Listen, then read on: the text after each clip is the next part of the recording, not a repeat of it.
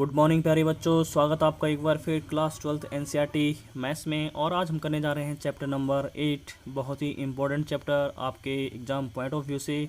तो प्यारे बच्चों, इसको आपको बारीकी से देखना है और इसके कॉन्सेप्ट को समझना है। जैसे कि आपको आपकी स्क्रीन के ऊपर यहाँ पे दिखाई दे रहा है, चैप्टर का नाम है एप्लीकेशन ऑफ इंटीग्रल्स, यानी समाकलनों के अनुप्रयोग।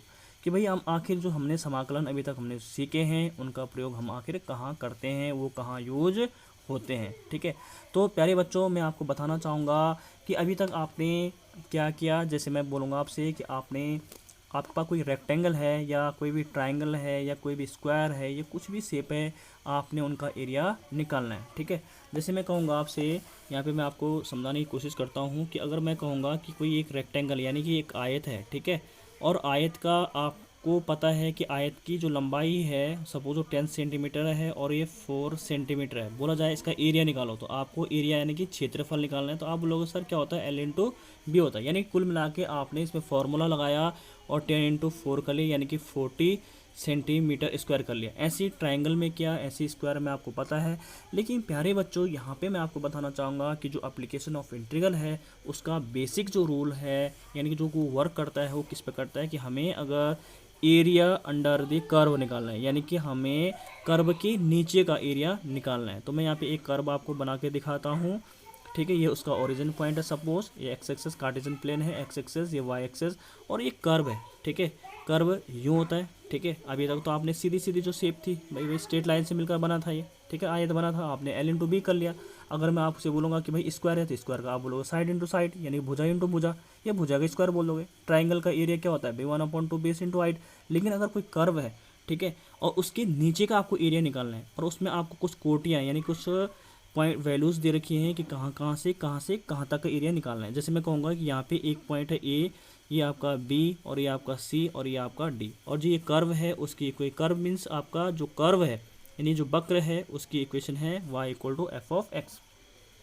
ये कोई कर्व की इक्वेशन है। ठीक है, तो इसका एरिया आपको निकालना है, यानी कि जो ये वाला आपको दिख रहा है। यहाँ पे मैंने कहूँगा कि ये सपोज x इक्वल टू ए है, ये क्या है आपका x इक्वल टू बी है। ठीक है, यानी कि यहाँ पे क्या है, यहाँ से यहाँ तक की डिस्टेंस क्या है, ये ए है, और यहाँ से यहाँ तक की डिस्टेंस प्यारे बच्चों क्या है, वो बी है। तो यहाँ से यहाँ तक की डिस्टेंस क्या मिलेगी आपको, भाई आप देखेंगे यहाँ से यहाँ तक अगर बी है और यहाँ से यहाँ तक ए है, तो ये वाली डिस्टेंस क्या मिलेगी आपको, बी माइनस ए मिलेगी। ठीक है, समझ बात आई। तो अगर आपने इसके अंदर का एरिया निकालना है और किसके क्या है, कर्व के नीचे साइड आपको दिख रहा है जैसे ये वाला, तो आप इसको कैसे निकाल सकते हैं भाई, इसमें तो आप एल इंटू बी नहीं लगा सकते। अब इसको मैं ये बात बोला कि रेक्टेंगल कहाँ है, ये देखो यहाँ पे ये कर्व, जैसे ये कर्व है ना, तो इसके नीचे का आपको एरिया कैसे निकालना पड़ेगा, मैं आपको बता देता हूँ कि जब ऐसी कोई आकृति आपको दिखाई देती है प्यारे बच्चों, तो उसमें क्या करना पड़ता है हमें। मैं एक बार दोबारा बना लेके दिखा देता हूँ आपको। ये आपका एक्स डैश होगा, ये आपका वाई डैश होगा, 0। तो जैसे मैंने कहा ये कर्व है और यहाँ पे इसकी कोटियाँ हैं, यानी कि ए, ये होगा आपका पॉइंट बी, ये सी और डी, ये y equal to f of x आपका कर्व है। ठीक है, अब आपको क्या करना होता है, ये x इक्वल टू ए और x इक्वल टू बी इसकी लिमिट्स है एक तरफ से। ठीक है, जिसको मैं कोटियाँ बोलूँ लिमिट है। तो क्या करना होता है कि इस वाले एरिया को हमें क्या करना पड़ता है, छोटी छोटी स्ट्रिप्स में यानी कि पट्टियों में तोड़ना पड़ता है। ठीक है, जैसे एक पट्टी मैंने ये तोड़ा, ठीक है, ऐसे ही यहाँ पे बहुत सारी पट्टियाँ इससे मिलकर बना होगा, बहुत बारीक बारीक होते हैं। जैसे मैं यहाँ पे दिखाता हूँ आपको, ऐसे ही मतलब बहुत सारी बाटी, जैसे एक पट्टी ये, ठीक है, एक यहाँ पे हो गई, ठीक है, ऐसी बहुत सारी पट्टियों से मिलकर हम इसको मानते हैं। ठीक है, तो ये जिसकी जो चौड़ाई होती है प्यारे बच्चों, उसको मैं लिखता हूँ आपका डेल्टा एक्स, यानी कि उसको लिखता हूँ मैं डी एक्स। क्यों, क्योंकि यहाँ से एक्स एक्स में, तो इसको मैं लिखूँगा D x. D x means होता है एक स्मॉल क्वांटिटी, क्या है, स्मॉल लेंथ है, छोटी सी लेंथ है। ठीक है, यहाँ पे तो मैं आपको दिखाने के लिए कर रहा हूँ थोड़ा सा मोटी सी, वैसे ये बिल्कुल ऐसी होती है पट्टी। ठीक है, समझ में बात आई। और इसको हम क्या लिखेंगे, वाई, क्या लिख देंगे, वाई।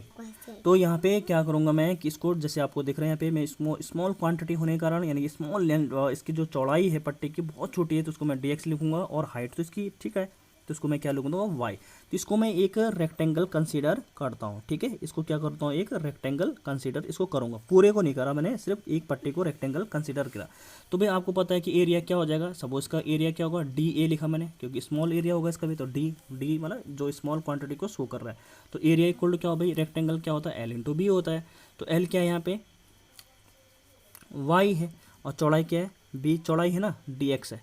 तो इसका मतलब इसका एरिया क्या आ जाएगा, इस पट्टी का एरिया क्या आ जाएगा प्यारे बच्चों, वाई डी एक्स। अब हमें तो पूरे का एरिया निकालना है भाई, ये वाला एरिया निकालना है मुझे तो पूरा का पूरा। तो इसके लिए मैं क्या करूँगा कि मैं इसको लिखूँगा कि टोटल एरिया यानी कुल एरिया क्या होगा, टोटल एरिया क्या हो जाएगा, इंटीग्रेशन लगाऊंगा। उसी के लिए ही हमने जो अभी तक समाकल पढ़ा वो अब यूज का हो रहा है। तो इंटीग्रेशन जो लिमिट है इसकी कहाँ से कहाँ तक है, ए से लेकर कहाँ तक है, ये बी आपको दिख रहा है भाई, इसको यहाँ से तो है, यहाँ से यहाँ तक क्या है, x equal to a to b है। तो मैं लिखूँगा यहाँ पे lower limit a to B, और यहाँ पे लिख दूंगा आपका क्या, डी ए। ठीक है, क्यों लिखा, अब यहाँ पे डी ए क्या है, ये एक पट्टी का है, यहाँ पे लिखना पड़ेगा एक पट्टी का क्षेत्रफल है। ये किसका क्षेत्रफल है, एक पट्टी का क्षेत्रफल। तो इसके अंतर्गत यानी कि एक्स इक्वल टू ए से लेकर बी तक तो बहुत सारी कितनी पट्टियाँ हो सकती है, बहुत सारी पट्टियाँ हो सकती है। तो मैंने इसलिए लिमिट लगा ली integration A to B D A. तो आप लिखेंगे इसे ए टू बी और डी ए की वैल्यू क्या है, वाई डी एक्स। तो आपने देखा कि जो इसका एरिया का जो फॉर्मूला आएगा वो आएगा प्यारे बच्चों integration A to b y d x. अगर ये वाला जो कर्व था यानी कि जो वक्र था वो आपके एक्स एक्स के ऊपर था, अगर आपका इस हिसाब से बनता है एक्स इक्वल टू ये एक्स है, ये वाई एक्सेस है, और यहाँ पे आपका अगर कर्व बनेगा यूँ करके यानी कि वाई पे, तो यहाँ पे भी बहुत सारी पट्टियाँ से मैं इसको मान के चलूँगा। तो इस बार क्या हो जाएगा, इसकी लेंथ एक्स हो जाएगी और ये क्या हो जाएगा आपका डी वाई हो जाएगा। तो इसका एरिया क्या आएगा भाई, इसका नाम दे देता हूँ मैं, ये होगा आपका एक्स इक्वल टू सी से लेकर एक्स इक्वल टू डी, और इसको मान लेता हूँ मैं पी क्यू आर एस, और यहाँ पे जो कर्व होगा वो होगा आपका, जैसे यहाँ पे क्या था आपका y बराबर एफ ऑफ एक्स, तो यहाँ पे g बराबर क्या लिख दूंगा मैं, एफ ऑफ y लिख दूंगा। ठीक है, तो यहाँ पे क्या हो जाएगा आपका, यह एफ एक्स इक्वल टू लिख लीजिए, इसको एक्स इक्वल टू क्या लिख दूंगा मैं, जी वाई लिख दूंगा। ये कर्व की आपको मैंने कर्व की इक्वेशन बता रखी है। ठीक है, तो एरिया क्या हो जाएगा भाई इसका, इस पट्टी का एरिया क्या होगा, ठीक है, इस पट्टी का ये सेकेंड वाला पोर्सन मैं आपको करा रहा हूँ, इस पट्टी का एरिया क्या होगा, डी ए इक्वल टू क्या हो जाएगा, डी ए इक्वल टू हो जाएगा आपका एक्स डी वाई, यानी कि यहाँ पे लंबाई कितनी है एक्स है और चौड़ाई कितनी है डी वाई है, तो यहाँ पे क्या हो जाएगा एक्स डी वाई हो जाएगा आपका। ठीक है, तो इसका एरिया टोटल एरिया क्या आएगा, जहाँ से लिमिट है सी टू डी आपने पकड़ना है और एक्स डी वाई। तो इस बार आपने देखा कि फॉर्मूले में क्या चेंज आया, पिछली बार जब एक्स एक्स पे था ये तो तब आया था वाई डी एक्स। ठीक है, और जब वाई एक्सेस पे है तो क्या होगा एक्स डी वाई, ये आपको याद रखना है। ठीक है, इसमें थर्ड आपके पास आ सकता है थर्ड पार्ट में कि यदि वक्र यानी जो कर्व है की स्थिति एक्स एक्स के नीचे हो। प्यारे बच्चों अभी तक आपने देखा कि एक बार यू में बना था कर्व, एक बार वाई के अगेंस्ट बना था, ठीक है, वाई के सामने बना था, और इस बार अगर एक्स के नीचे है तो हम उसको कैसे निकालते हैं। तो वह एक्स के नीचे अगर ये है आपका तो इसको भी हम क्या मानते हैं, स्मॉल बहुत सारी पट्टियों से मिलकर बना मानते हैं। ठीक है, क्योंकि मुझे पूरा एरिया निकालना है, ये वाला समझ बात है, ये वाला जिसको मैं सेटेड कर रहा हूँ पेन से। तो एक्स इक्वल टू इसकी भी कोटिया क्या है, लिमिट क्या है, एक्स इक्वल टू ए से लेकर एक्स इक्वल टू बी तक है। तो आपने देखा कि जब ये एक्स के डाउन में है तो वही आएगा integration A to B F of X D X आ जाएगा, क्योंकि वाई इक्वल टू क्या है, ग्राफ वाई इक्वल टू क्या है, एफ ऑफ एक्स है। लेकिन इस बार मैंने मॉड क्यों लगा रखा, आपको पता है कि मॉड के अंदर जो वैल्यू होती है हमेशा क्या आती है, पॉजिटिव आती है, और आपका जो एरिया होता है यानी कि जो क्षेत्रफल कभी भी नेगेटिव नहीं होता है। कभी आपने बोला कि इस आयत का या किसी भी फिगर का एरिया -4 सेंटीमीटर स्क्वायर है, आप क्या बोलते हो 4 सेंटीमीटर स्क्वायर है, यानी कि नेगेटिव अप्रोच आप यहाँ पे नहीं लेते। तो उसके लिए मैंने क्या कर दिया, मॉड लगा लिया। मॉड क्यों लगा रखा है, क्योंकि ये एक्स के नीचे है और एक्स के नीचे का मतलब होता है नेगेटिव आना, लेकिन हमें एरिया नेगेटिव में नहीं निकालना है, तो उसके लिए हमें नेगेटिव से बचने के लिए मैंने मॉड यहाँ पे लगा लिया। ठीक है, यही रीज़न है कि मॉड लगा रखें, ध्यान दीजिएगा। और इसमें जो फोर्थ आपके पास है, ये यदि वक्र का कुछ भाग एक्स एक्स के ऊपर हो तथा कुछ भाग एक्स के नीचे हो। ठीक है, यहाँ पे मैंने आपको 4 प्रकार से बताया। तो जैसे आपको ये ग्राफ दिख रहा है यहाँ पे कि यहाँ पे आपने देखा कि कुछ जो कर्व है यूँ जा रखा है। ठीक है, तो यानी कि जो कुछ पोर्शन इसका क्या है, ये वाला पोर्शन जो मुझे एरिया निकालना है इसका, वो कहाँ है, एक्स एक्स के नीचे है और कुछ का ऊपर है। इसका मतलब इसका एरिया तो नेगेटिव में आना था, इसका मतलब इसमें मॉड लगेगा, और इसमें मॉड लगाने की जरूरत नहीं क्योंकि ऊपर है तो ऑलरेडी पॉजिटिव। तो आपके पास कुल क्षेत्रफल क्या होगा, ए इक्वल टू, मैंने इसको A1 मान रखा है इसका क्षेत्रफल इसका, और इसका मान रखा है A2, तो A1 प्लस A2। तो A1 क्या आएगा भाई बताओ, यहाँ पे मैंने लिख रखा है एक्स इक्वल टू ए से लेकर एक्स इक्वल टू ए से लेकर एक्स इक्वल टू बी तक का आपको निकालना है, लेकिन यहाँ पे बीच में ब्रेकिंग पॉइंट क्या है, सी है प्यारे बच्चों। तो लिमिट यहाँ पे ब्रेक हो रही है, यानी ग्राफ जहाँ पे ब्रेक होता है वहाँ पे लिमिट चेंज हो जाएगी। तो यहाँ पे लिखेंगे इंटीग्रेशन ए टू सी, देखो यहाँ पे ए से लेकर सी तक, क्योंकि मुझे इसका एरिया निकालना है ये। ठीक है, तो ए से लेकर कहाँ तक होगा, सी तक, वाई डी एक्स का मॉड। मॉड क्यों लगा रखा है, क्योंकि ये नीचे है भाई, नहीं तो नेगेटिव, अगर मॉड नहीं लगाओ तो नेगेटिव आ जाएगा, और एरिया कभी भी क्षेत्रफल कभी भी नेगेटिव में नहीं होता, यानी कि माइनस साइन को नहीं होल्ड करता। प्लस यहाँ पे क्या हो जाएगा, सी से लेकर कहाँ तक है फिर बी। देखो ये लिमिट पता चल गया आपको, ए से लेकर सी यानी ए से लेकर सी और सी से लेकर बी, और यहाँ पे तो आपको वाई डी एक्स ही लिखना है। तो ये होप कि आपको क्लियर हुआ होगा। एक बार मैं इसका रिवीजन दोबारा करा लेता हूँ आपको। तो आपने देखा प्यारे बच्चों कि अगर आपके पास कोई वक्र है यानी कोई कर्व है y equal to f of x और उसकी कोटियाँ x इक्वल टू ए यानी कि जो लिमिट है x इक्वल टू ए से लेकर x इक्वल टू बी तक है, तो उसका फिगर आपने ऐसा बनाना है। ठीक है, ये कर्व है, आपको ये पूरा पोर्शन का एरिया निकालना है। तो हम क्या करते हैं कि इसको क्या करते हैं, छोटी छोटी पट्टियों से मिलकर बना मान सकते हैं।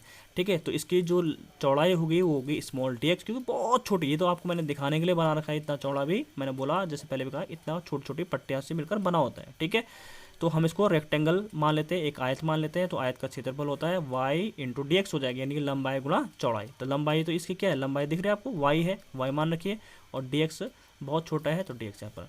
तो कुल क्षेत्रफल क्या होगा, a equal to integration A to B d, क्योंकि a से लेकर b तक का ही हमें क्षेत्रफल निकालना है। डी ए, और डी ए की वैल्यू क्या है, वाई डी एक्स। तो आपने देखा, आपके पास याद है। अगर वक्र है आपके पास इस बार x equal to g y, जैसे मैंने कहा है, तो कोटियाँ c से लेकर कहाँ तक है, d, तो यानी कि c से लेकर, जैसे आपको दिख रहा है c से लेकर d, और x इक्वल टू क्या है, जी वाई। तो आपने देखा कुल क्षेत्रफल यहाँ से यहाँ तक हो जाएगा c से लेकर d x dy। तो होप कि आपको प्यारे बच्चों ये क्लियर हुआ होगा।